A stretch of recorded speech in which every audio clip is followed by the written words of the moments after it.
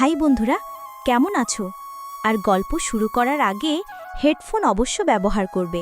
আর আমাদের চ্যানেলে নতুন দর্শক হয়ে থাকলে সাবস্ক্রাইব করে পাশে থাকবে। আজকের গল্পের নাম ভাবির চোখে আগুন। গল্পটি শুরু করি। বাড়িতে তখন দুপুরের নীরবতা। সবাই নিজ ঘরে বিশ্রাম নিচ্ছে। রাজু একা ঘুরে বেড়াচ্ছে, কিন্তু মন এক জায়গায় স্থির নয়। আচমকা রান্নাঘরের পাশে দেখল ভাবি দাঁড়িয়ে আছেন। লাল শাড়ি পরনে, পেট খোলা, শাড়ির আঁচলটা প্রায় খুলেই গেছে। গায়ের ঘাম চিকচিক করছে, গলার নিচে মিষ্টি এক রেখা, ধরা যায় না, ছাড়াও যায় না। রাজু থমকে দাঁড়ায়। ভাবি মুখ তুলে তাকান, চোখে এক অদ্ভুত খেলা, ঠোঁটে হালকা কামনা মিশ্রিত হাসি। তুমি এমন করে তাকাও কেন রাজু? ভাবির গলা যেন ঝিরঝিরে বিদ্যুৎ। রাজুর গলা শুকিয়ে আসে, সে জবাব দিতে পারে না। ভাবি ধীরে ধীরে কাছে আসেন।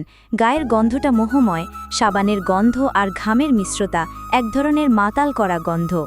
তোমার চোখ তো বলে দেয় তুমি কি চাও। ভাবির কণ্ঠে দারুণ রকম উত্তাপ। তিনি হঠাৎ করে রাজুর গাল ছুঁয়ে দেন। আঙুলের ছোঁয়া যেন আগুন ছড়ায়, রাজুর শরীর কেঁপে ওঠে। শাড়ির ভাঁজে হাত চলে যায় ভাবির।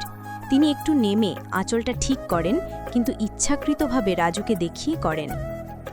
রাজু আর সহ্য করতে পারে না। এক ধাপ এগিয়ে এসে ভাবির চোখে চোখ রেখে বলে, ভাবি, আপনি জানেন না আপনি কি করছেন আমার সাথে?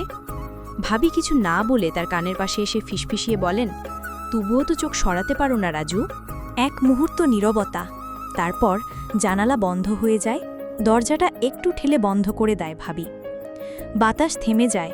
ঘর ভর্তি একটাই গন্ধ, উত্তেজনার, নিষিদ্ধ আকর্ষণের, লাল শাড়ির নিচের গরম নিঃশ্বাসের।